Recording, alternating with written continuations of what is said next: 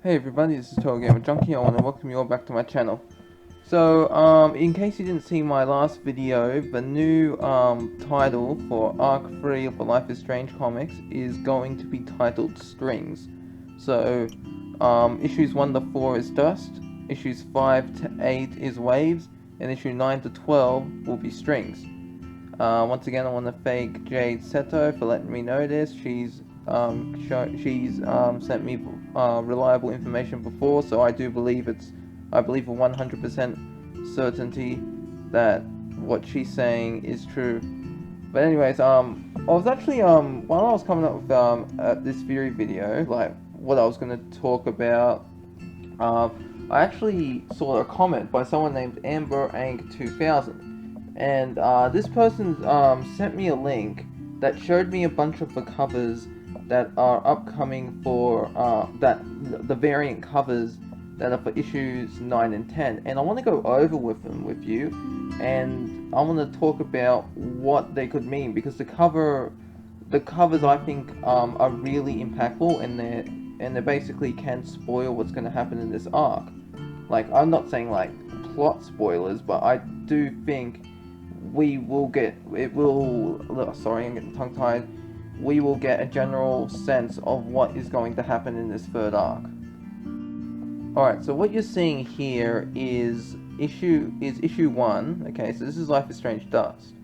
Now we can see Max and Chloe, they're holding hands, and you can see Max's reflection there in the water, and she's looking out the storm. Now, I know what you're thinking, what does this have to do with issue 9? Well, actually, that's very interesting, because what you're going to see is the cover for issue 9, okay, that's what I'm going to show, and it mirrors issue 1's cover. Now, what we can see here is, up top we got Max, and she's staring out at a tornado, and this tornado is blue. Now, I believe the blue is either meant to symbolize the butterfly that gave Max her powers, since it was blue, or it's meant to symbolize Chloe because of her blue hair. And speaking of Chloe, we can see her at the bottom, and she's just, I believe she's in Arcadia Bay, and she's just looking out in the distance. And I also do believe that this Chloe here that we see on the cover is the Chloe from the Dust arc, because it would make sense, because as you all remember, when issue 4 reached its climax, Chloe was like, I'll find you, Max, or like another version of you. It's like, I'll find another you and we'll be together. Basically, that's what she said. And I don't know the exact words, I'll have to look it up again, but yeah, it was along those lines. So what could this mean? Could Max and Chloe reunite? Could Max go back to her original timeline, or perhaps bring that Chloe into the new timeline, and that way there'd be two Chloes, which I doubt it. I doubt there'd be two Chloes, but you know, it'd be awkward, you know, between the two Chloes, and they've had different histories, and it'd be interesting to see the Dust Chloe's reaction to Rachel, because that Rachel, as we all know, cheated on her with Frank Bowers and Mark Jefferson. I don't know if she had sex with Frank Bowers, but I'm pretty sure she did with Mark Jefferson.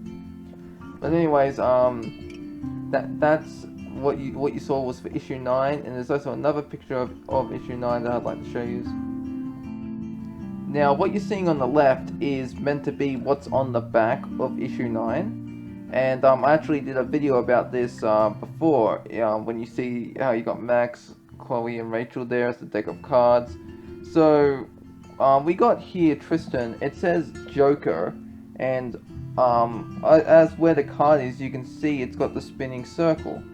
Now, what exactly does that mean? Because, as we all know, Max rewinded time to save Tristan and Callie.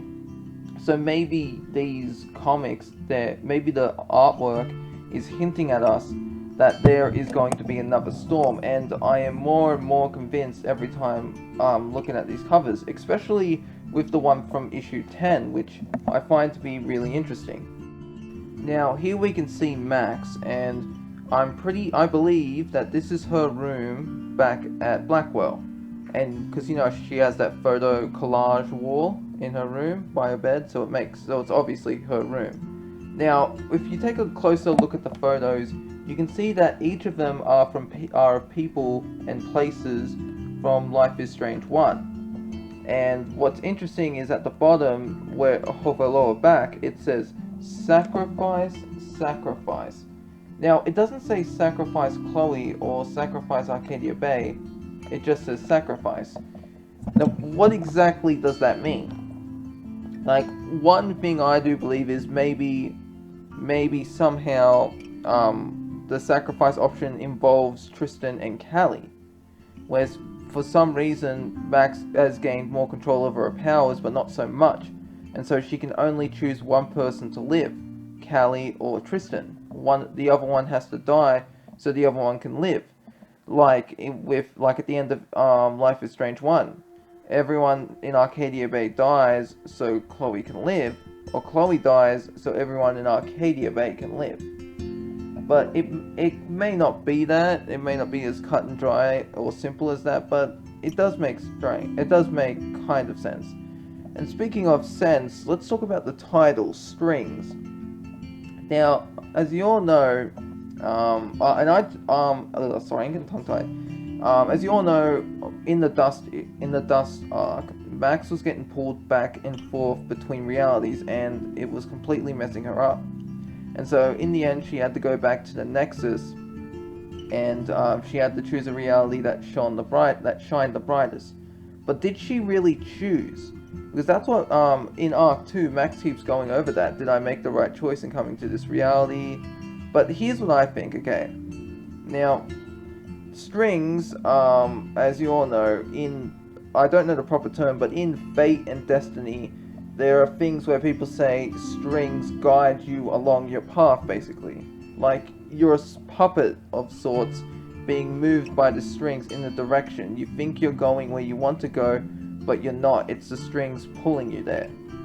So my guess is that's what the strings were doing. The strings pulled Max into this timeline. And so, once she masters her powers, she has to cut these metaphorical strings. And that way, she is free to use her powers how she sees fit, with no forfeit. You know what I mean? No consequences. She can do whatever she wants. She'll become a literal Time Lord, or Time Master, whatever you want to call it. So I do believe that there will be a storm coming, and if the strings theory, what I'm saying, is true, once she cuts them, she can make the storm disappear with a snap of her fingers or something like that. Or, you know, maybe a wave of her hand, I'm not too sure. So anyways, that's really all I had to talk about in this theory video. I hope you all enjoyed it, and I'll see you in the next one. This is TotalGamerJunkie, signing off.